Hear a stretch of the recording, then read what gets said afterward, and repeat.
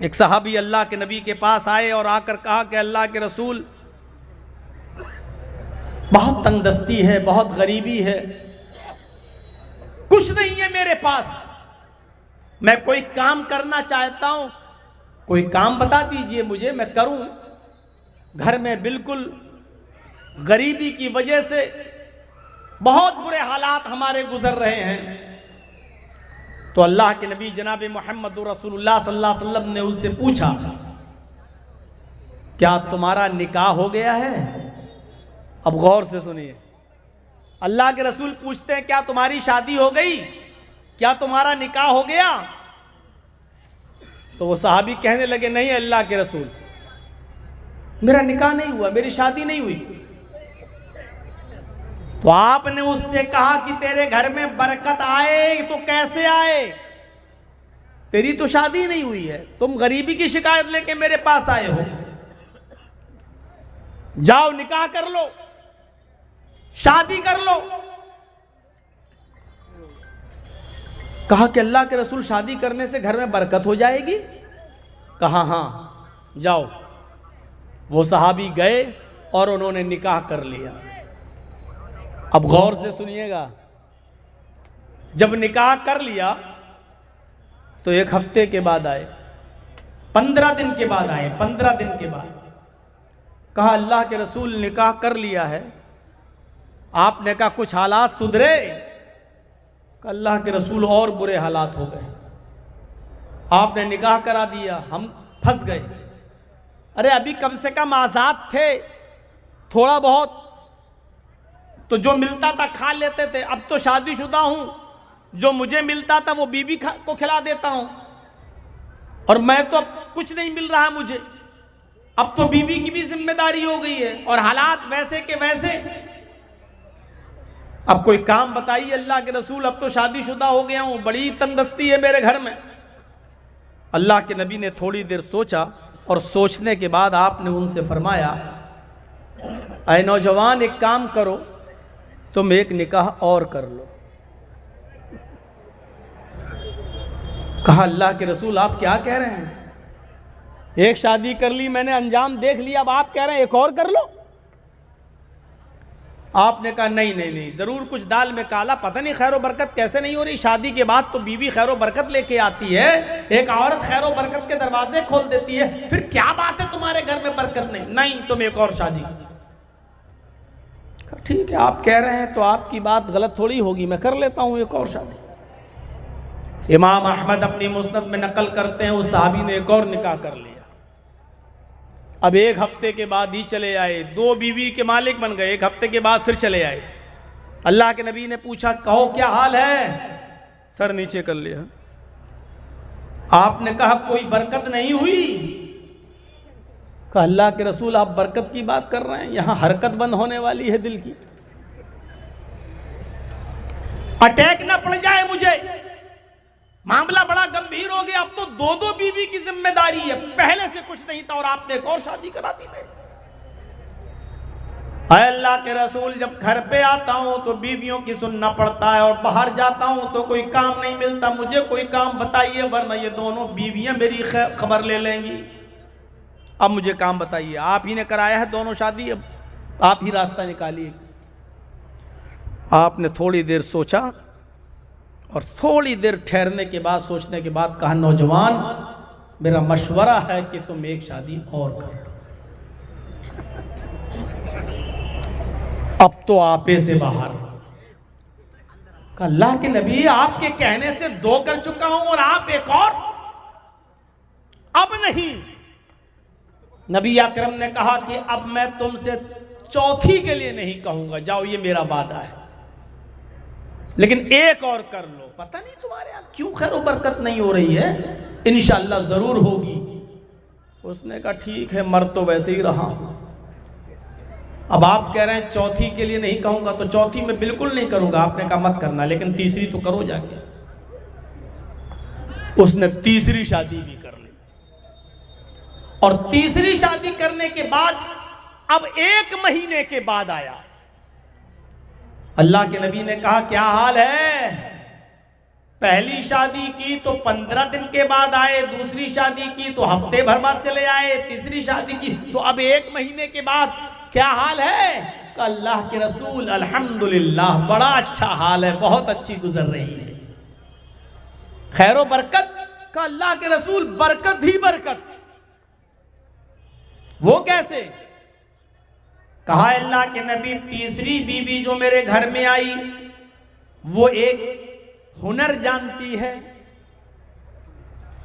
वो खजूर के पत्तों से चटाई बनाना जानती है, खजूर के पत्तों को बुनकर चटाई बनाती है और वो एक चटाई रोज बना लेती है, 1 दिरहम की इनकम हो जाती है, पूरा घर खाता है।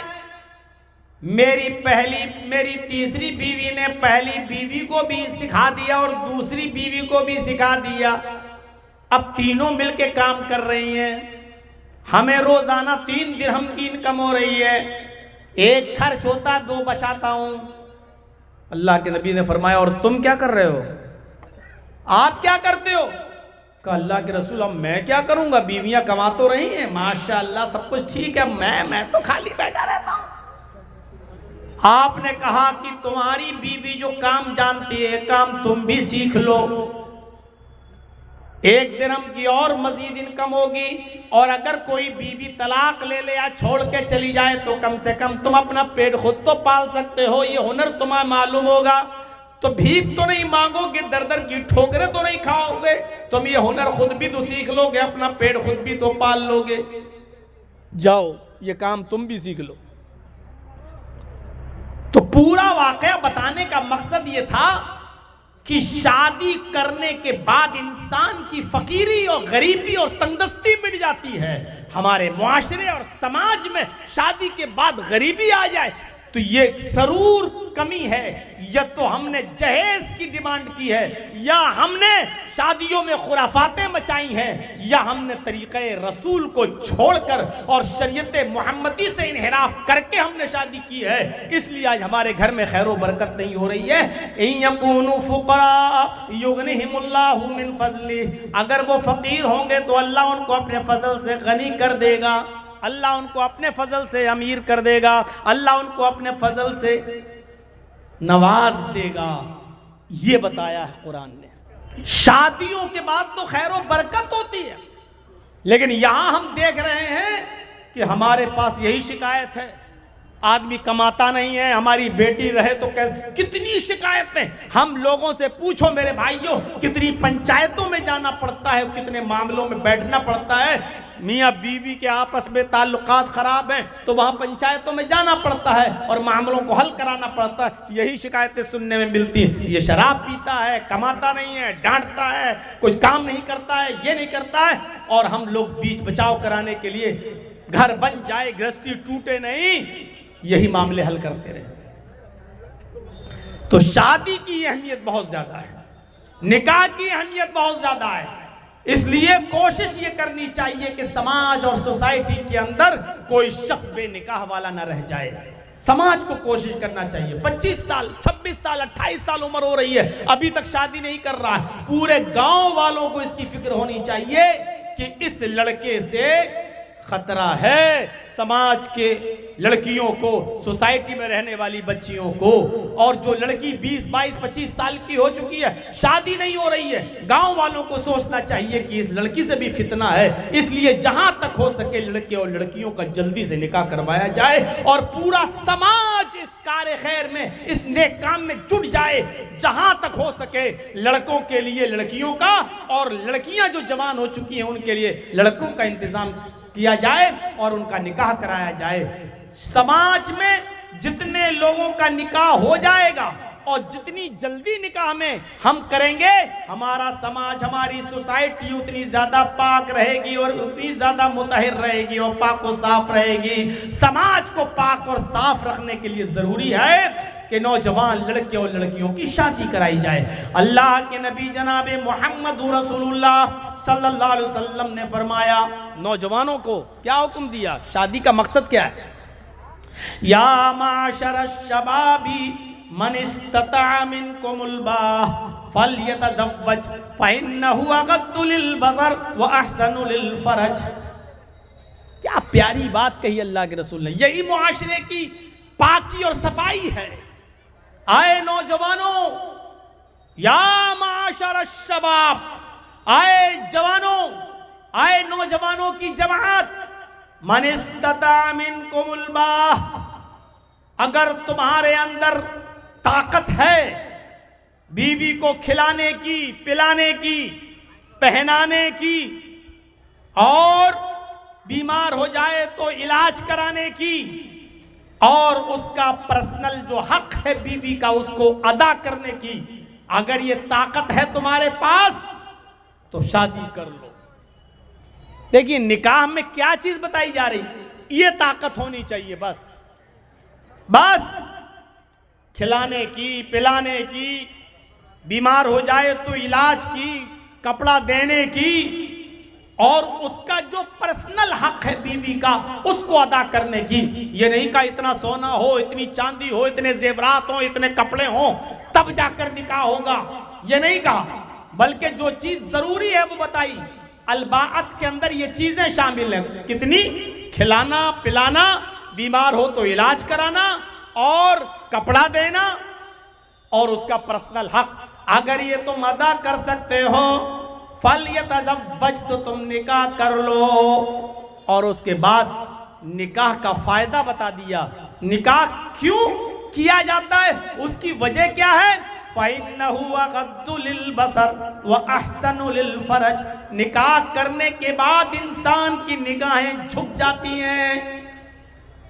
अग़द्दु लिलबसर, शादी से इंसान की निगाहें, निकाह करने वाले की निगाहें झुक जाती हैं। मतलब समझ रहे हो उसका? इसका मतलब यह है कि जब वो शादी कर लेता है तो दूसरों की माँ, बहन और बेटियों पर गलत नजर नहीं डालता। शादियां करने से निगाहें झुक जाती हैं। कितना साफ सुथरा और मुहज्जब जुमला इस्तेमाल किया अल्लाह के रसूल ने। निकाह करने से, शादी करने से निगाहें झुक जाती हैं। निगाह झुकने का मतलब यह है कि कौम और समाज के अंदर जो लड़कियां, जो माएं, बहनें, बेटियां हैं, उनकी तरफ वो ताक झांक नहीं करता। फ़इन्नहु अग़द्दु लिलबसर, शादी करने के बाद निगाहें झुक जाती हैं। दूसरों की माँ, बहन, बेटियां उसके शर से महफूज हो जाती हैं। और दूसरा फायदा, वो अहसनु लिलफ़रज, और शादी करने के बाद निकाह करने वाले की शर्मगाह की हिफाजत भी होती है। यानी फिर वो गलत जगह पर मुंह नहीं मारता फिरता है। शादी के बाद ये पाकीज़ा रिश्ता उसके साथ हो जाता है। मेरे साथियों, गौर कीजिए निकाह पर कितना उभारा है। अभी आएंगी बातें आगे कि निकाह में क्या होना चाहिए, और निकाह में कितनी सादगी होनी चाहिए, और निकाह के अंदर ज़रूरी चीज़ें क्या क्या हैं। और हमारे समाज में 25 साल से ज़्यादा का अरसा हो चुका है मेरे भाइयों तकरीरें करते हुए, और पूरे बिहार में यही वो जगह है, यही वो जगह है जहां जर्जीत साहब की सबसे पहली तकरीर पूरे बिहार में कहीं हुई थी तो यही हुई थी तीतवारी में, जब मौलाना तौहीद साहब ने हमको यहाँ बुलाया था। वो वक्त भी था। सोचिए कि उस दौर से लेकर अब तक कितना साल का अरसा गुजर चुका है, और पूछा जाए तो इतने सालों के अरसे में हमारे दरमियान चेंजिंग क्या आई है, हमारे दरमियान तब्दीली क्या आई है। न जहेज में कमी आई, न शादियों में सादगी आई, बल्कि उस जमाने में उस जमाने के हिसाब से जहेज लिया और दिया जाता था, और आज के जमाने में उस जहेज में इजाफा और हो गया है। उस जमाने में साइकिल की डिमांड ज्यादा थी, आज के जमाने में मोटरसाइकिल की डिमांड, यानी बढ़ा है, घटा नहीं है। हमारे हर समाज और सोसाइटी में इस बात पर गौर होना चाहिए। क्या चीजें देखना चाहिए लड़की के अंदर, और क्या चीजें देखना चाहिए लड़के के अंदर। आइए 2 हदीसें आपके सामने पढ़ता हूं। पहले लड़की के अंदर क्या देखा जाए, और दूसरी हदीस लड़के के अंदर क्या देखा जाए। हदीस आपके सामने रखता हूं। तो उनका हुलमरातुल अरबाइन लिमालिहा वलिहस्बिहा वलिजमालिहा वलिदीनिहा फस्फर बिजातिद्दीन।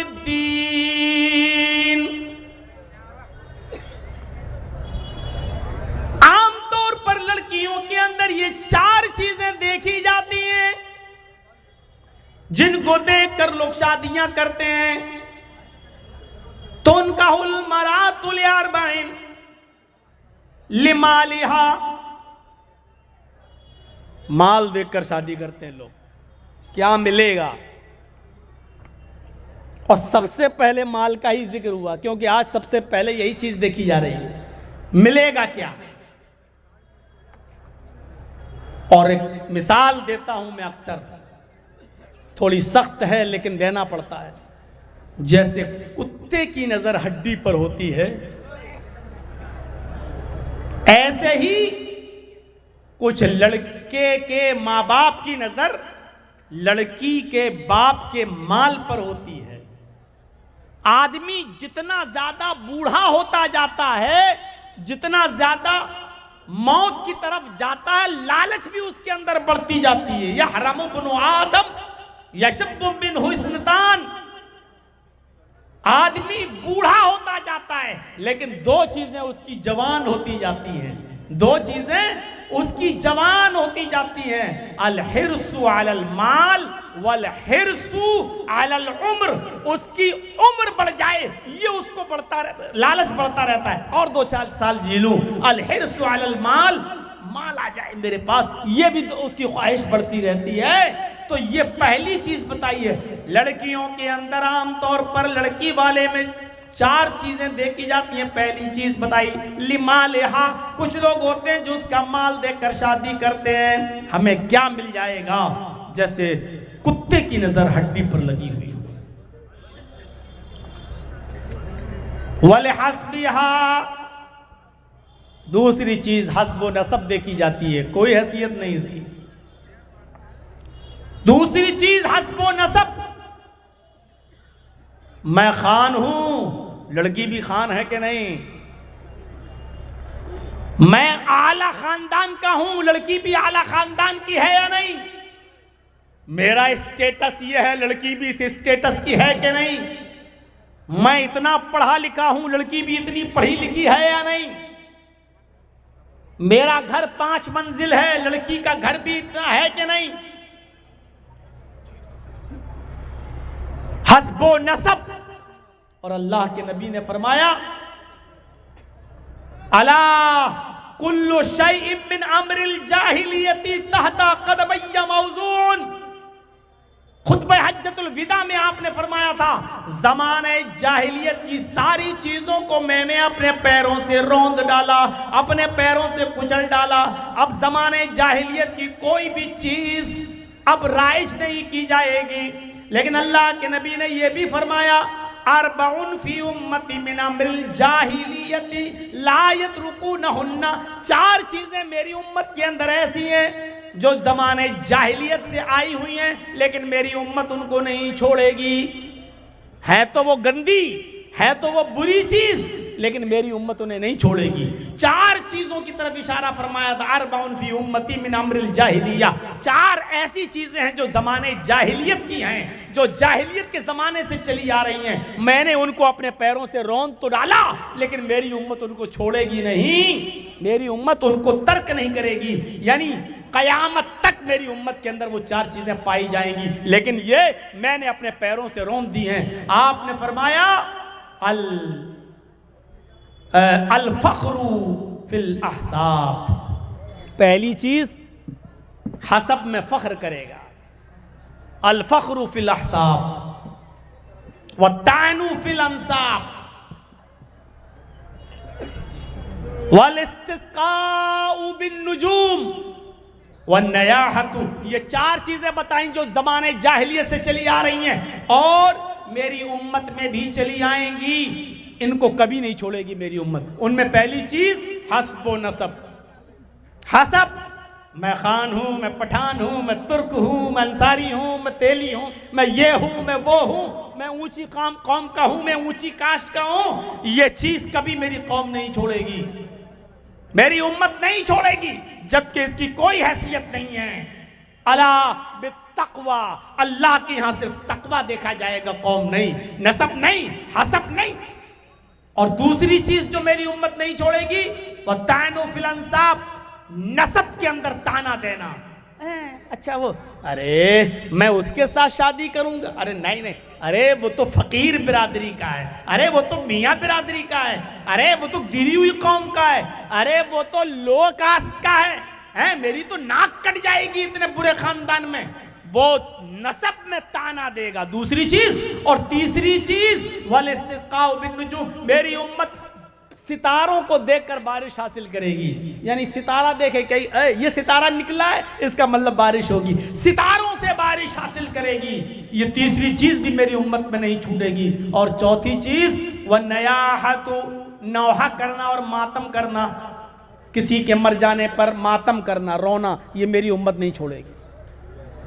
आज भी देख लीजिए, किसी का जवान बेटा मर जाए, छोटा बच्चा मर जाए, माएँ खिलौने निकाल लाती हैं, ओढ़नी इधर गई, कपड़ा इधर गया, सर सीना पीट रही हैं, करीबान चाक कर बेटा चला गया, ये खिलौने से कौन खेलेगा, रोती हैं, चीखती हैं, चिल्लाती हैं, गरीबान चाक करती हैं, बाल नोचती हैं। वह नया हतु, मेरी उम्मत नौहा और मातम करना भी नहीं छोड़ेगी, जबकि यह हराम है इस्लाम के अंदर।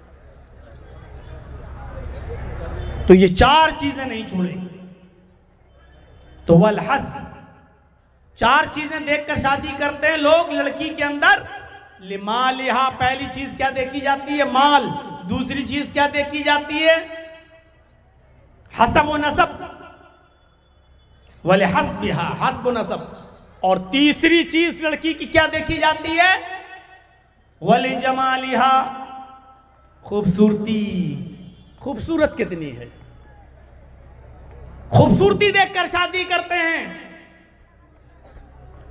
तीन चीजें। और चौथी चीज की तरफ अल्लाह के नबी इशारा कर रहे हैं, वलिदीनिहा, दीनदारी देखकर भी शादी की जाती है। चार चीजें बताने के बाद आपने फरमाया फज़फर बिज़ातिद्दीन, ओ लोगो दीनदारी को तरजीह दो, ओ लोगो दीनदार लड़की को अव्वलियत दो, फौकियत दो, उसी को दर्जा दो। यानी ये तीन चीजें मत देखो। हाँ, किसी में चारों चीजें पाई जाएं तो बहुत अच्छी बात है, लेकिन तरजीह किसको दो।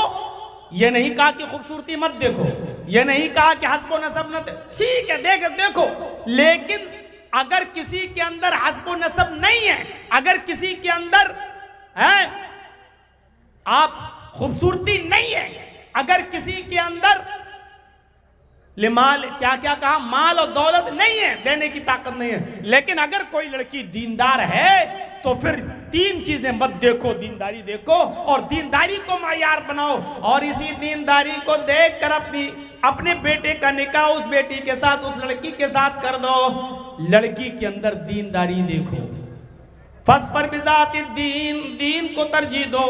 हजरत उमर फारूक का वो मशहूर वाक़या आपको मालूम होगा। हजरत उमर फारूक रात की तारीकी में गश्त कर रहे हैं, रात के अंधेरे में निकल कर जा रहे हैं, देखते हैं कि किसके घर में चूल्हा जला, किसके घर में चूल्हा नहीं जला। हजरत उमर फारूक रात में एक घर के पास से गुजरे जहां एक बूढ़ी औरत की आवाज आ रही थी, और वो बूढ़ी औरत जोर जोर से कह रही थी अपनी बेटी से कि बेटी उठो, बेटी उठो, अंधेरा है, इस अंधेरे का फायदा उठाओ। हम लोग दूध का बिजनेस करते हैं, दूध बेचते हैं, इसलिए दूध में पानी मिला दो, बेटी उठो, दूध में पानी मिला दो। वो बेटी उठती है और जोर से अपनी माँ से कह रही है कि माँ, मैं दूध में पानी नहीं मिलाऊंगी। हजरत उमर ने मुनादी की है, उमर फारूक का ऐलान हुआ है, अमीरुल मोमिनीन ने ऐलान जारी करवाया है, अगर दूध में पानी मिला हुआ किसी के यहाँ मिलता है तो ऐसे शख्स को कड़ी से कड़ी सजा दी जाएगी। मां कहती है बेटी उमर थोड़ी देख रहे हैं, इस रात के अंधेरे में उमर को क्या पता, तू दूध में पानी मिला, मुझे तेरी शादी कराना है, तेरे लिए अच्छा लड़का देखना है, हमारे पास गरीबी और गुर्बत की वजह से हम तेरे हाथ पीले नहीं कर पा रहे हैं, मुझे तेरा रिश्ता भी तो करना है, इसलिए इस काम के अलावा कोई और काम भी तो नहीं है हमारे पास, बेटी तुम दूध में पानी मिलाओ। उमर थोड़ी देख रहा है, उमर को क्या पता कि हमने दूध में पानी मिलाया है, जाओ मैं कह रही हूं तुम दूध में पानी मिलाओ। बेटी चीख कर कहती है मां उमर नहीं देख रहा है तो क्या हुआ, उमर का रब तो देख रहा है, हम उमर के सवाल जवाब से तो बच जाएंगे, लेकिन कयामत के दिन अल्लाह के सवाल और जवाब से कैसे बचेंगे। मां मैं दूध में पानी नहीं मिलाऊंगी, उमर नहीं देख रहा तो क्या हुआ, उमर का रब तो देख रहा है। हजरत उमर फारूक के कान में यह आवाज जाती है मां और बेटी की। हजरत उमर ने अपने कासिद से कहा, अपने साथी से कहा, इस मकान का नंबर नोट कर लो, ये मकान नंबर नोट कर लो, और सुबह जब दरबार खिलाफत में बैठे हजरत उमर, सुबह जब दरबार खिलाफत में बैठे हजरत उमर, तो उन दोनों को बुलवाया, कासिद के जरिए जाओ और मां बेटी दोनों को बुला कर लाओ। कासिद आता है, मां और बेटी दोनों से कहता है कि तुम दोनों को हजरत उमर ऑफिस में बुला रहे हैं, दरबार में बुला रहे हैं। मां और बेटी दोनों आते हैं। हजरत उमर ने पूछा मां से, बुढ़िया से, कल तुम दूध में पानी मिलाने की बात कर रही थी, क्या हुआ। बुढ़िया समझ गई कि हजरत उमर को पता चल गया, अब मुझे सजा दी जाएगी। बुढ़िया सफाई पेश करने लगी, अमीरुल मोमिनीन हाँ मैंने दूध में पानी मिलाने के लिए कहा था, लेकिन मेरी बेटी ने दूध में पानी नहीं मिलाया। हजरत उमर ने कहा मैं ये भी जानता हूं कि तेरी बेटी ने दूध में पानी नहीं मिलाया, मैं जानता हूं, इसलिए तो तुम दोनों को मैंने यहां बुलाया है। बताओ इस लड़की का कहीं रिश्ता हुआ, इस लड़की की कहीं शादी हुई। कहा नहीं अमीरुल मोमिनीन, मुझ जैसे गरीब लोगों को रिश्ता कहां मिलता है, गरीबी ने मजबूर कर दिया, इसलिए अभी इस लड़की का रिश्ता नहीं कर पाई, मैं कर दूंगी जल्दी। हजरत उमर फारूक ने कहा कि तुम्हें रिश्ता देखने की जरूरत नहीं है, मेरा बेटा खाली है और मैं अपने बेटे के लिए तुम्हारी बेटी का हाथ मांग रहा हूं, इसलिए नहीं कि तुम गरीब हो, बल्कि सिर्फ इसलिए कि तेरी बेटी से शादी अपने बेटे के साथ मैं इसलिए कर रहा हूं क्योंकि तेरी बेटी दीनदार है, ये उमर से नहीं उमर के रब से डरती है, ये उमर से नहीं उमर के रब से डरती है। और मैं यही चाहता हूं कि लोग उमर से नहीं उमर के रब से डरने वाले बन जाएं। तेरी बेटी को उमर का खौफ नहीं है, उमर के रब का खौफ है, इसलिए मेरी बहू बनने के लायक है, मेरे बेटे की बीवी बनने के लायक है, मैंने अपने बेटे के लिए तेरी बेटी को पसंद किया है। कहने लगी मजाक मत करो अमीरुल मोमिनीन। हजरत उमर ने कहा नहीं मैं मजाक नहीं कर रहा हूं, मुझे दीनदार लड़की की जरूरत है, जो दीनदारी मैंने तुम्हारी बेटी के अंदर देखी है। हजरत उमर ने अपने बेटे का निकाह उस लड़की के साथ कर दिया।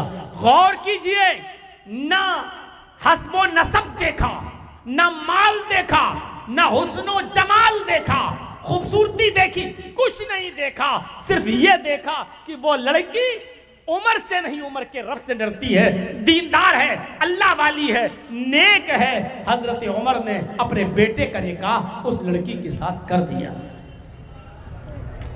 अंदाजा लगा सकते हैं आप खैर व बरकत आए कहां से आज हमारे घरों में। हमने दीनदारी को मायार बनाना छोड़ दिया है।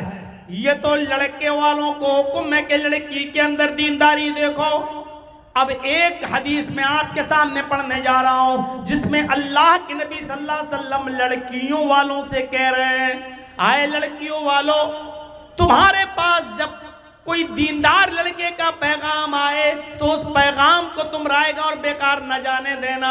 तुम्हें भी दीनदार लड़के के साथ अपनी बेटी का निकाह करना है। इज़ा खतब इलैकुम मन तरज़ौना दीनहु व खुलुकहु, इज़ा खतब इलैकुम मन तरज़ौना दीनहु व खुलुकहु फज़व्विजूहु इल्ला तफ़अलूहु तकुन फितनतुन फिल अर्ज़ि व फ़सादुन अरीज़। ये है वो हदीस। अल्लाह के नबी जनाब मोहम्मद रसूलुल्लाह सल्लल्लाहु अलैहि वसल्लम ने लड़कियों के माँ बाप से फरमाया, लड़कियों के माँ बाप को हुक्म दिया, आए लड़कियों वालों, आए लड़कियों के वली, आए लड़कियों के सरपरस्तों, आए लड़कियों के माँ बाप, जब तुम्हारे पास तुम्हारी बेटी के लिए, तुम्हारी बेटी से रिश्ते के लिए किसी लड़के का पैगाम तुम्हारे घर पे आए और वो लड़का दीनदार हो और वो लड़का बाखलाक हो, हैं, बाखलाक हो, तरज़ौना दीनहु व खुलुकहु, उस लड़के का दीन और उसका अखलाक तुम्हें पसंद आ जाए, यानी उस लड़के की दीनदारी में तुम्हें कोई शिकायत नजर ना आए, उस लड़के के नेक होने में और बाखलाक होने में तुम्हें कोई कमी नजर ना आए, तो आए लड़कियों वालों, अपनी बेटी का निकाह उस लड़के के साथ कर दो, उसका पैगाम अपने घर से खाली मत जाने देना, उस लड़के का पैगाम अपने घर से खाली मत लौटाना, उसके इरादे को मत तोड़ना, उसके पैगाम को मत लौटाना। हस्बो नसब देखते हुए, अपनी स्टैंडर्ड देखते हुए उस दीनदार लड़के के साथ अपनी बेटी का रिश्ता ठुकरा मत देना, अपनी बेटी का निकाह उस लड़के के साथ कर देना। फज़व्विजूहु, अपनी बेटी का निकाह उसके साथ कर देना। और फिर वार्निंग दी, केयरफुल किया, इल्ला तफ़अलूहु तकुन फितनतुन फिल अर्ज़ व फ़सादुन अरीज़।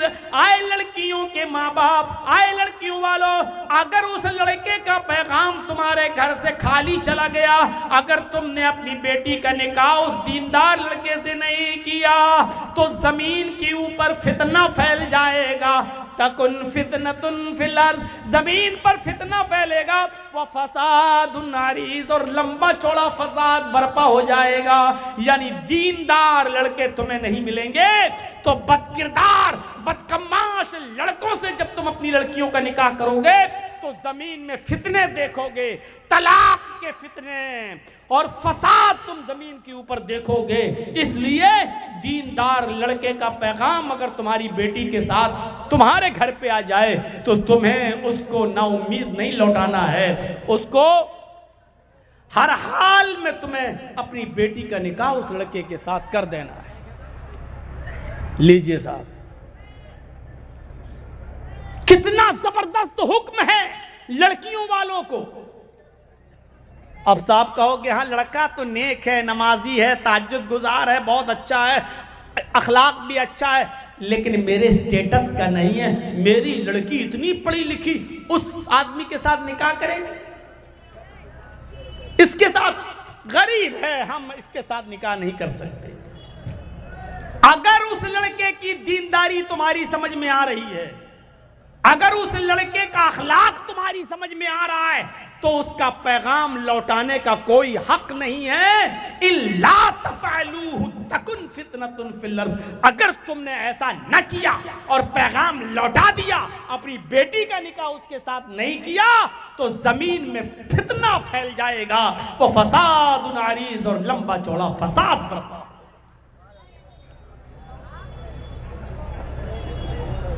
हर मुसलमान को गौर करना चाहिए, यहां जो बैठे हैं सबको, और जहां तक मेरी आवाज जाए, क्या हम तो चाहते हैं कि जहेज न दे मेरी बेटी, लेकिन बेटी वाला क्या यह भी चाहता है कि दीनदार लड़का मिल जाए हमें, अच्छा लड़का मिले, शरीफ लड़का मिले? क्या आज हमारी सोसाइटी में ये हो रहा है? और नहीं हो रहा है तो ये कब होगा? एक लंबा अरसा गुजर चुका है मेरे भाइयों, तकरीरें और जलसे और जुलूस, रोजाना इश्तिहार देख लो, रोजाना पम्फलेट देख लो, रोजाना इजलास देख लो, लेकिन सुधार कितना है ये हर इंसान अपने गरीबान में मुंह डालकर देखे और झांके। शादियों के नाम पर कितना खर्चा, निकाह के नाम पर कितना खर्चा, बारात के नाम पर कितने आदमियों की शिरकत।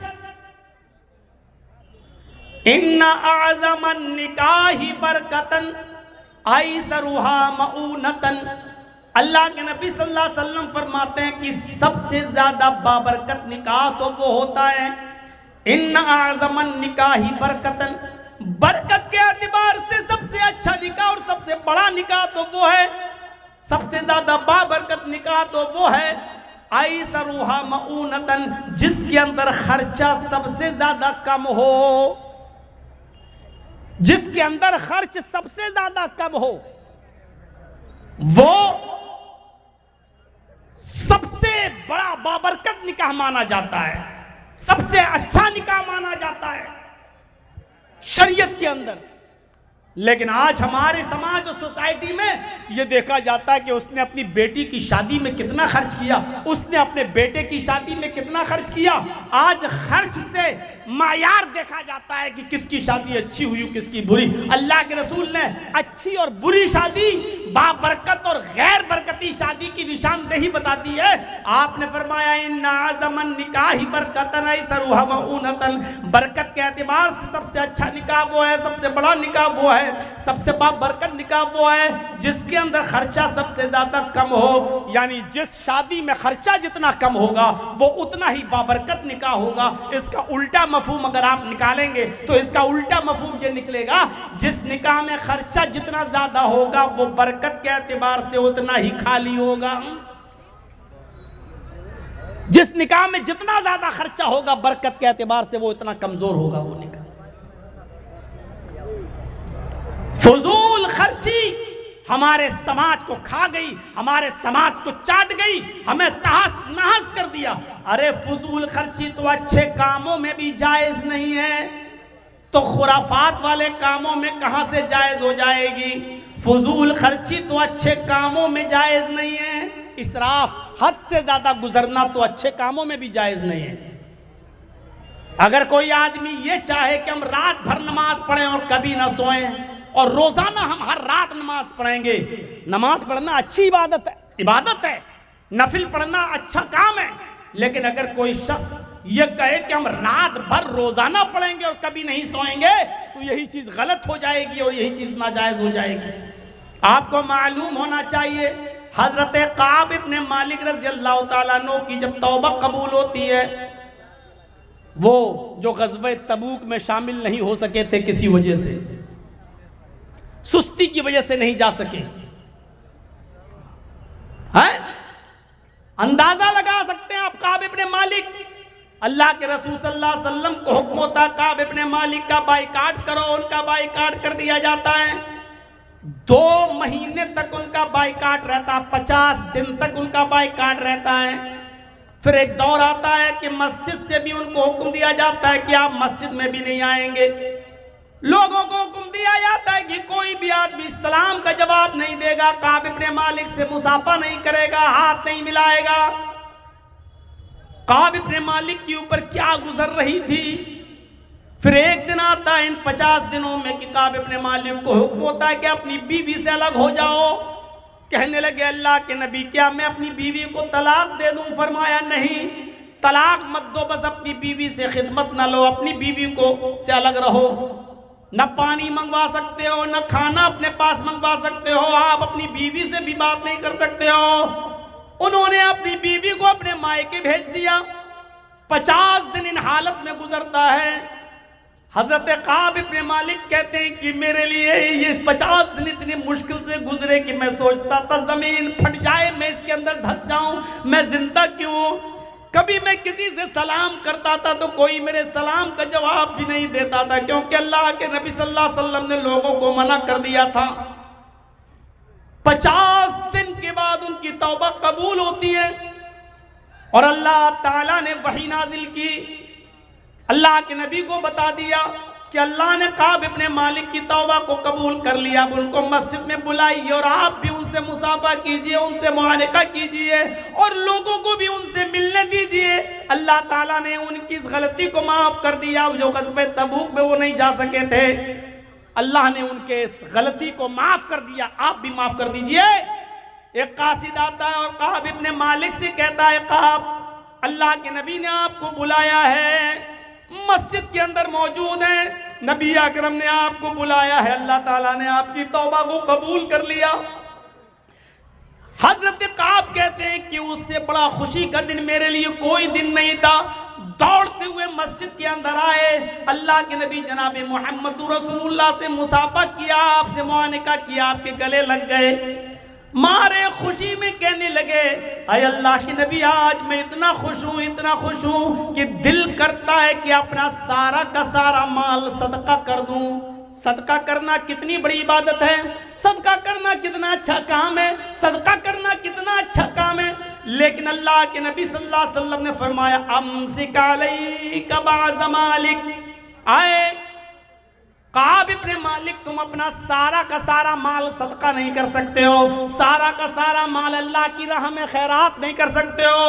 अपने पास कुछ माल रोक लो ताकि तुम दूसरों के सामने हाथ ना फैलाते फिरो, तुम दूसरों के सामने भीख ना मांगते फिरो। हजरत काब इब्ने मालिक कहते हैं, जब मेरी तौबा कबूल हुई तो मैंने अल्लाह के रसूल से कहा, आज मैं इतना खुश हूं कि मैं अपना सारा का सारा माल अल्लाह की राह में सदका करना चाहता हूं। सदका करना अच्छा काम, लेकिन अल्लाह के नबी ने यहां पर भी उनको रोक दिया और फरमाया कि सारा का सारा माल सदका नहीं कर सकते, यानी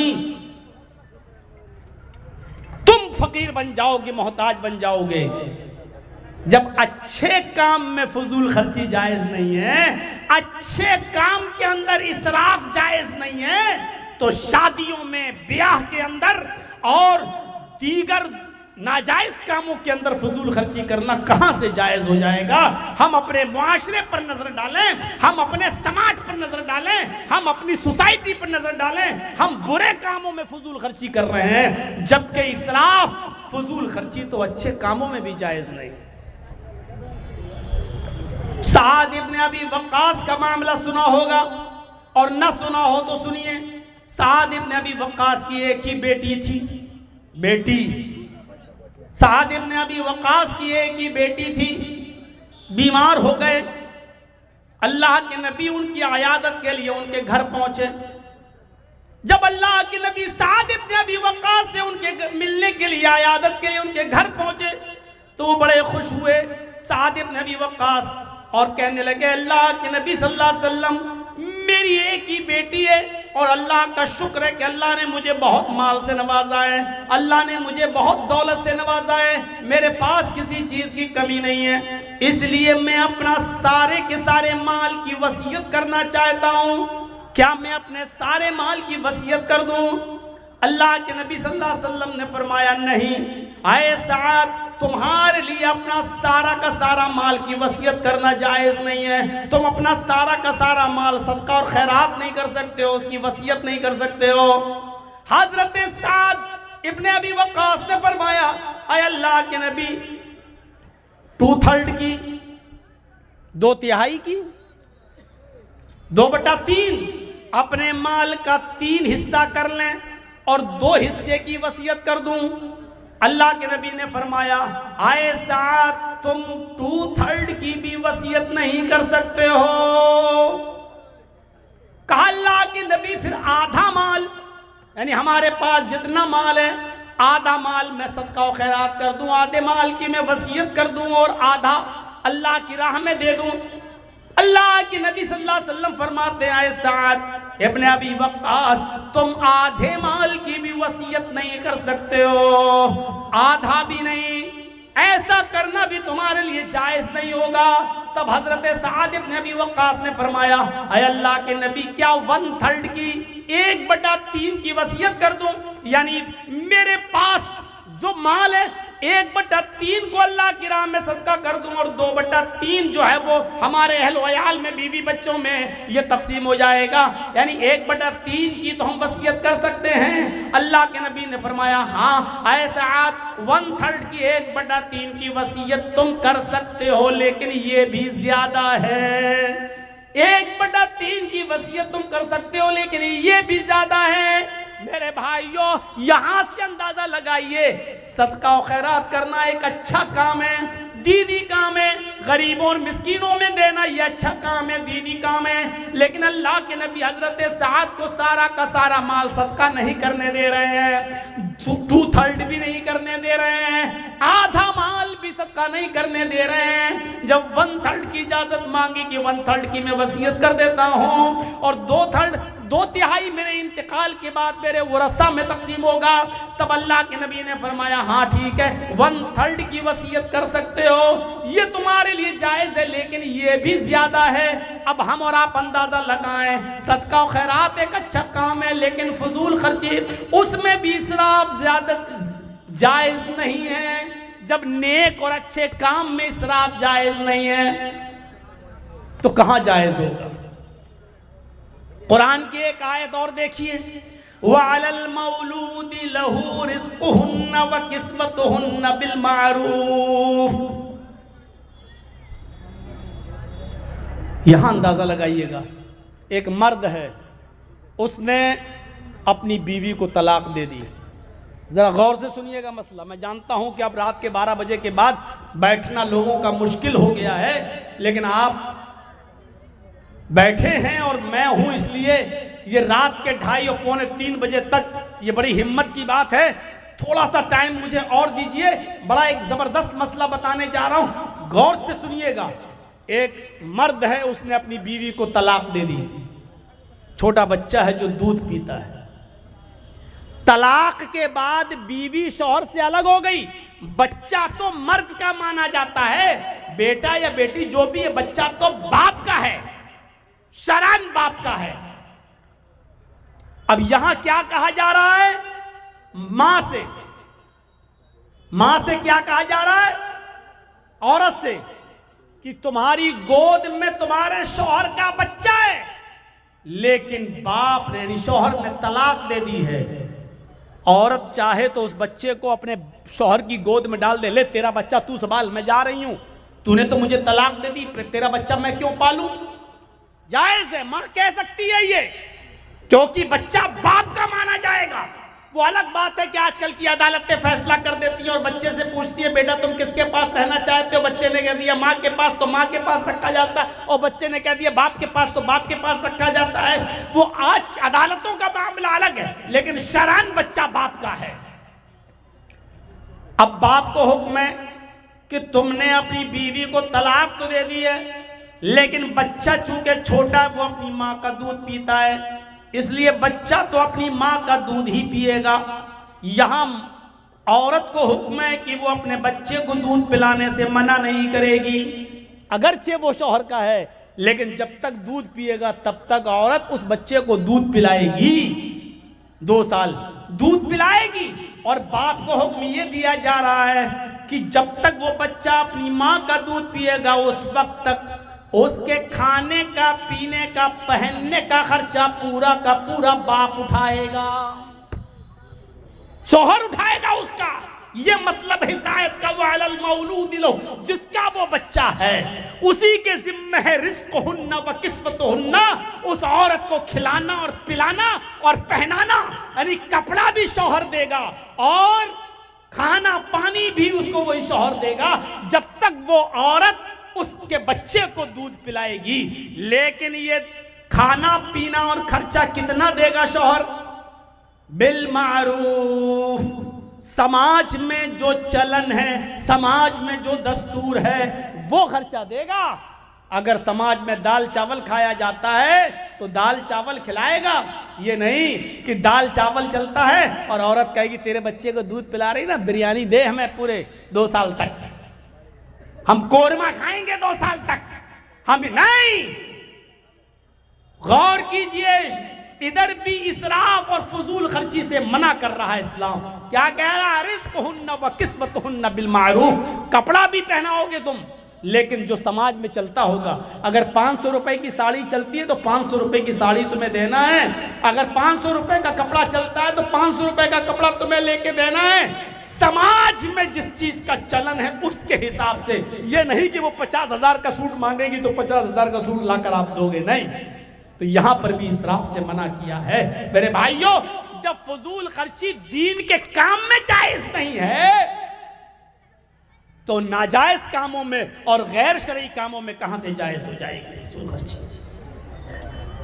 तो इसलिए शादी और ब्याह के अंदर फजूल खर्ची से हमें अपने मुआशरे को पाक करना है, अपने मुआशरे को साफ करना है।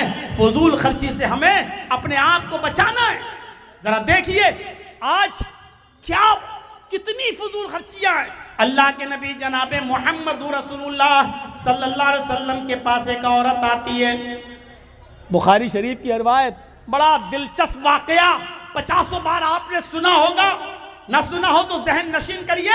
एक औरत अल्लाह के नबी सल्लल्लाहु अलैहि वसल्लम के पास आती है और कहती है कि अल्लाह के रसूल, मैं अपने आप को आपको हिबा कर रही हूँ, मैं अपने आप को आपको सौंप रही हूँ, आप मेरे साथ निकाह कर लीजिए। अल्लाह के नबी खामोश रहे। उसने दोबारा कहा, अल्लाह के रसूल, मैं आपसे निकाह करना चाहती हूँ।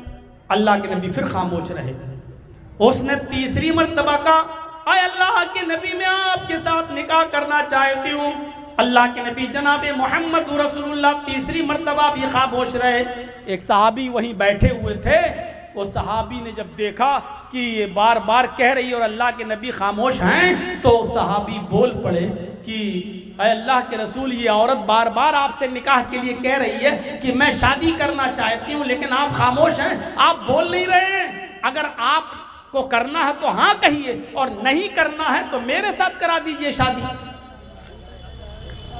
ओफो, क्या मंजर होगा जिस वक्त की साहबी कह रहे हैं कि अल्लाह के नबी, आप अगर नहीं करना चाहते तो मेरे साथ कर दीजिए। औरत वहीं बैठी है और वो साहबी कह रहे हैं, अल्लाह के रसूल, अगर आप नहीं कर सकते तो मेरे साथ कर दीजिए। अल्लाह के नबी फरमाते हैं, देखो मैं तो नहीं कर सकता, अब मैं नहीं करूंगा शादी, अब निकाह की मेरे अंदर गुंजाइश नहीं, लेकिन हाँ अगर तुम करना चाहते हो तो बताओ। का अल्लाह के रसूल, अगर आप नहीं कर रहे तो मेरे साथ कर दीजिए, इसकी करवा दीजिए शादी। अब आपने उस औरत से पूछा, आए खातून, मैं तो निकाह नहीं कर सकता, लेकिन ये मर्द, ये साहबी तुमसे निकाह करना चाहते हैं, तुम यहीं बैठी हुई हो, तुम दोनों एक दूसरे को एक नजर देख भी रहे हो, लिहाजा तुम अगर इससे करना चाहो तो कर लो, मैं तो नहीं कर सकता। उस औरत का जवाब सुनिए। उस औरत ने कहा कि अल्लाह के नबी, आई तो थी मैं आपके लिए निकाह की गर्ज से, निकाह के मकसद से, लेकिन अगर आप नहीं करना चाहते हैं तो मेरा निकाह इसके साथ कर दीजिए, मैं करने को तैयार हूं, मैं जरूरतमंद हूं। अरे अल्लाह के रसूल, मुझे घर बसाना है, मेरे माँ बाप नहीं है, इसलिए मुझे किसी की बीवी बनना है, मुझे अपना घर बसाना है, आप नहीं कर रहे हैं तो इसके साथ मेरा निकाह करा दीजिए। जब उस औरत की इजाजत हो गई तो अल्लाह के नबी जनाब मोहम्मद रसूलुल्लाह सल्लल्लाहु अलैहि वसल्लम ने उस सहाबी से कहा, चलो ठीक है, ये औरत तुम्हारे साथ निकाह करने के लिए तैयार है, इसको दोगे क्या, मेहर क्या दोगे इसको? भाई औरत है, निकाह होगा, मेहर दोगे, क्या दोगे? कहने लगा अल्लाह के नबी, मेहर में देने के लिए तो मेरे पास कोई चीज नहीं। हदीस के अल्फाज है, मा इंदी शैउन, अय अल्लाह के नबी, मेरे पास कोई चीज नहीं है देने के लिए। अल्लाह के नबी ने फरमाया, घर जाओ, कुछ तलाश करो, कुछ मिल जाए तो लेकर आओ। वो सहाबी घर जाते हैं, तलाश करते हैं, लेकिन उनको अपने घर में भी कुछ नहीं मिला। आते हैं और कहते हैं कि माँ वजदतु शैअन, अय अल्लाह के रसूल, मुझे अपने घर में कुछ नहीं मिला, मेरे पास कुछ नहीं है इसको देने के लिए। घर में कुछ नहीं और शादी करना चाह रहे हैं। हम और आप ये तसव्वुर कर सकते हैं, कुछ ना हो और शादी का ख्याल। अल्लाह के नबी ने दोबारा भेजा, जाओ दोबारा जाओ। कहा अल्लाह के रसूल जब मैं घर में देख के आया हूँ कुछ नहीं है तो अब दोबारा क्यों भेज रहे हैं?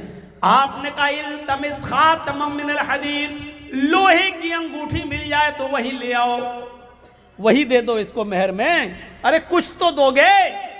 वो सहाबी गए और दोबारा अपने घर जाने के बाद लोहे की अंगूठी को तलाश करते हैं, लेकिन उनके पास इतना भी नहीं कि लोहे की अंगूठी मिल जाए।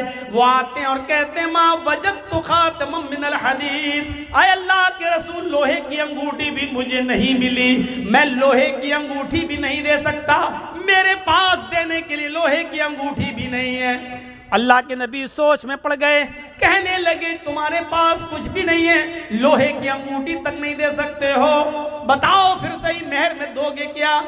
कुछ भी नहीं है तुम्हारे पास। कहने लगा अल्लाह के रसूल एक चीज है मेरे पास, अगर वो मेहर देने में काम आ जाए तो मैं तैयार हूं। आपने कहा क्या? अब उसने जो चीज बताई उसको सोच के आप दंग रह जाएंगे। इंदी इजारुन, अल्लाह के रसूल मेरे पास एक लुंगी है, एक लुंगी है, जब मैं सोता हूं तो उस लुंगी को पहन लेता हूं, जब मैं सोता हूं तो उस लुंगी को बांध लेता हूं। यानी नई लुंगी नहीं है, पुरानी लुंगी है, सोते वक्त मैं पहन लेता हूं। आपने कहा ठीक है वही लुंगी इसको दे दे, पुरानी। कहा अल्लाह के रसूल इसको अगर दे दूंगा तो मैं क्या पहनूंगा? अगर वो लुंगी मैंने इसको दे दी तो मैं क्या पहनूंगा? एक काम करते हैं उस लुंगी के दो टुकड़े कर देते हैं, बीच से फाड़ देते हैं, आधी लुंगी इसको दे देता हूं और आधा मैं रख लेता हूं। आपने कहा आधी लुंगी में उसका क्या होगा? और आधी लुंगी का तेरे भी कोई काम की नहीं रहेगी। उसने कहा अल्लाह के रसूल कोई काम की नहीं रहेगी, लेकिन कहीं बिछा कर बैठने के काम तो आ जाएगी। मैं कहीं बिछा लूंगा, बैठ तो जाऊंगा, सस्ता तो लूंगा, पहनने के लायक ना रहेगी तो क्या हुआ, कहीं बिछा कर बैठने के काम में तो आ जाएगी, लेकिन मैं पूरी लुंगी नहीं दे सकता, आधी दूंगा। अल्लाह के नबी कहते हैं फिर तू ही रख ले। आधी जब उसके किसी काम की नहीं है और आधी तेरे भी किसी काम की नहीं है, देना हो तो पूरी लुंगी दो। कहने लगा पूरी तो नहीं दे सकता। गौर करो, एक पुरानी लुंगी भी नहीं है उसके पास देने के लिए, और शादी करा अल्लाह के रसूल मेरी कर दीजिए, इसके साथ मेरी करा दीजिए। अब अल्लाह के नबी ने सहाबी से पूछा कि अच्छा ये बताओ कुरान कितना याद है? अब उसने गिनाना शुरू कर दिया। अय अल्लाह के रसूल मुझे सूरे मुल्क याद, अय अल्लाह के नबी मुझे सूरे हाक्का याद, अय अल्लाह के नबी मुझे सूरे नबा याद, अय अल्लाह के नबी मुझे सूरे दहर याद, मुझे सूरे कयामा याद। एक एक करके सूरतें गिनाने लगा। अल्लाह के नबी ने कहा क्या तुम्हें इतनी सूरतें याद हैं? कहा हाँ अल्लाह के रसूल मुझे ये सूरतें याद हैं। आपने फरमाया क्या ये सूरतें तू अपनी होने वाली बीवी को याद करा देगा? क्या यही सूरतें तू इस औरत को जो तेरी बीवी बनने जा रही है क्या तू उसको याद करा देगा? कहने लगा हाँ। आपने उस औरत से पूछा क्या खातून तेरे होने वाले शौहर के पास माल देने को कुछ नहीं है, लेकिन कुरान की इतनी सूरतें उसको याद हैं, अगर मैं उन्हीं सूरतों को मेहर बना दूं और तेरा शौहर तुझे ये सूरतें याद करा दे तो क्या तू इसी को मेहर मानने के लिए तैयार है? क्या इसी को तू कबूल करने के लिए तैयार है? क्या इसी को तू एक्सेप्ट करने के लिए तैयार है? उसने कहा अय अल्लाह के रसूल जिस औरत के निकाह में कुरान की ये सूरतें मेहर बन जाएं, जिस औरत के निकाह में कुरान की ये सूरतें मेहर बन जाएं, उससे ज्यादा पाकीज़ा निकाह, उससे ज्यादा बाबरकत निकाह किसका हो सकता है? मुझे मंजूर है। अय अल्लाह के नबी मेरा निकाह इस मर्द के साथ कर दीजिए और ये मुझे कुरान की सूरतें याद करा दे, यही मेरा मेहर हो जाएगा। तब अल्लाह के नबी जनाब मोहम्मद रसूलुल्लाह ने उस आदमी का निकाह पढ़ाया, उस औरत के खुदा वली बन गए और उसका निकाह कराकर उस औरत को वहीं रुखसत कर दिया। ये सादगी है इस्लाम के अंदर, ये संजीदगी है इस्लाम के अंदर। न बारात का पता, न मेहंदी का पता, न उबटने का पता, न 400 और 500 आदमियों की, 200 300 आदमियों की बारात का ठिकाना। मेरे भाइयों, वहीं बैठे बैठे मामला हल हो गया और निकाह कर दिया गया और रुखसती भी हो गई। न लड़के को जहेज लेना पड़ा, न लड़की को जहेज देना पड़ा। ये है इस्लाम की संजीदगी, ये है इस्लाम की सादगी।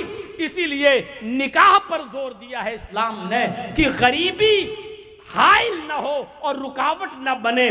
किसी गरीब को भी ये कहने का मौका नहीं मिलना चाहिए कि गरीबी की वजह से मेरा निकाह नहीं हो रहा है। किसी गरीब लड़की को ये कहने का मौका न मिले कि मेरे माँ बाप के पास माल नहीं जिसकी वजह से हम शादी नहीं कर रहे हैं। गौर करो, इस लड़की का तो बाप नहीं है, इसकी माँ नहीं है, इसका भाई नहीं है, लेकिन फिर भी इसका निकाह हुआ और वली अल्लाह के रसूल बन गए, लेकिन निकाह हुआ।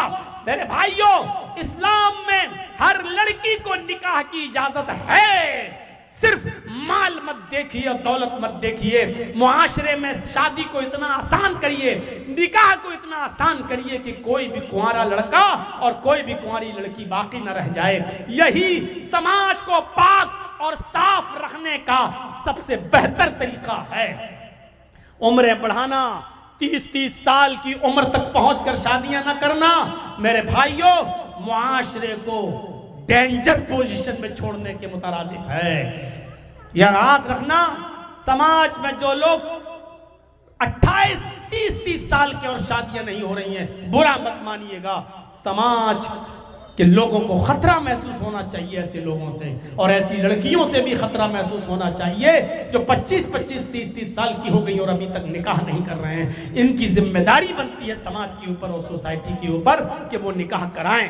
मेरे भाइयों, मैं एक 26 पर बैठा था और तकरीबन 1.5 घंटा हो गया। 2 मिनट के बाद काफी है, आप लोग भी यहां से रुखसत हो रहे हैं, पंडाल भी अब खाली होता है, क्योंकि इतनी रात तक अब कोई बैठता नहीं और सुनता नहीं है। मैं 15 मिनट के लिए आपको वक्त देता हूं स्टेज पर बैठकर, यानी तकरीबन 3 बज जाएगा, 3:15 तक, 3:10 तक मैं बैठूंगा।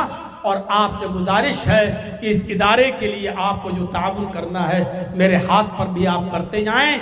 आपने बहुत प्यार किया, दिया मेरे भाइयों की इतने बरसों से अभी तक मुझे भूले नहीं हैं। 26, 27, 28 साल का ज़माना गुजर गया और अब तक आप मुझे बराबर सुनते आ रहे हैं। अल्लाह ताला ये मोहब्बत बरकरार रखे। आप मेरे हाथ में क्या देते हैं, अपनी मोहब्बत को सबूत दीजिए। हम अल्लाह से दुआ करते हैं कि अल्लाह अमीन हमारी खताओं को माफ़ फरमा दे, हमारे गुनाहों को बख्श दे, हम जमीअ मुसलमानों पर रहम फरमा, इस इदारे को दिन दुनिया और रात चौगनी तरक्की अता फरमा।